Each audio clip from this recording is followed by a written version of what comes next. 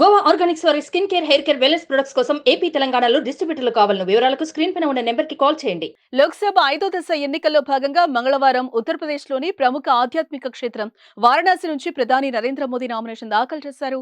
అంతకుముందు ప్రధాని మీడియాతో మాట్లాడుతూ గంగామాత తనను దత్తత తీసుకుందన్నారు. కాశీ ప్రజల ప్రేమ, ఆప్యాయత తనను బనారస్ గా మార్చిందని పేర్కొంటూ మోదీ తీవ్ర భావోద్వేగానికి లోనయ్యారు. కాశీతో తనకున్న 10 ఏళ్ల అనుబంధాన్ని గుర్తు చేసుకుంటూ ఎమోషనల్ అయ్యారు. సాక్షాత్తు ఆ గంగామాతే తనను పిలిచిందని, ప్రతి పనిని భగవంతుడు ఆరాధనగా భావించి చేస్తారని ప్రధాని తెలిపారు. ప్రజల ప్రేమను చూస్తుంటే తనపై ఉన్న బాధ్యతలు రోజురోజుకు పెరుగుతున్నాయని అన్నారు. తన తల్లికి 100 ఏళ్లు నిండిన సందర్భంగా ఆమె పుట్టినరోజుకు వెళ్లినప్పుడు ఆమె చెప్పిన మాటలను గుర్తు చేసుకుని ప్రధాని భావోద్వేగానికి లోనయ్యారు.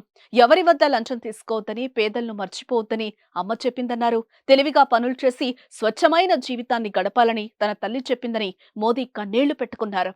మోదీ నామినేషన్ సందర్భంగా ఏపీ నుంచి టీడీపీ అధినేత చంద్రబాబు నాయుడు, జనసేన అధినేత పవన్ కళ్యాణ్ వారణాసి వెళ్లారు.